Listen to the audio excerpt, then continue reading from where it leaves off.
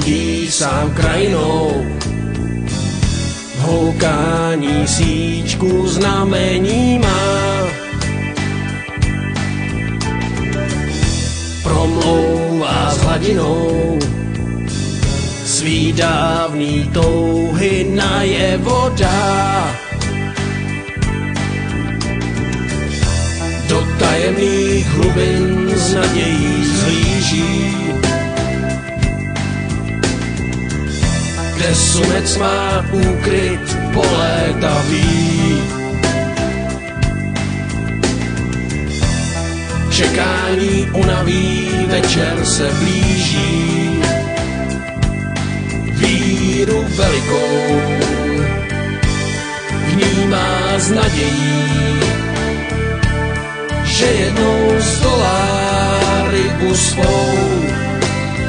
Únavou se do snů ponoří.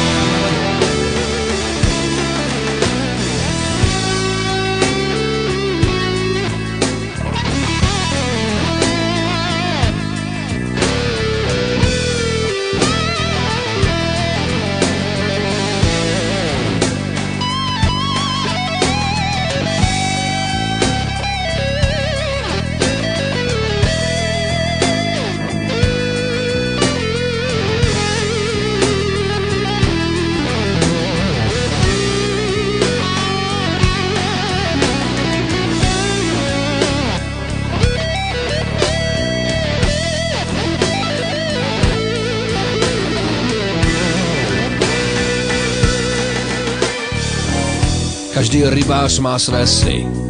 Někdo je skrývá, jiný je vypráví. Ale tu touhu máme všichni stejnou. Touhu po rybě tak velké, tak bojovné, až běhá mráz po zádech. Někomu se zdá záhadný, tajemný, slizký a fousatý, možná zahalený do pláště mýtů a pověr.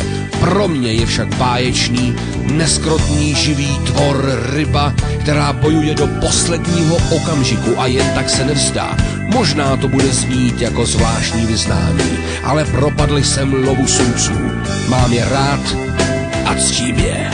Víru velikou vnímá s nadějí, že jednou zdolá rybu svou. Únavou se do snů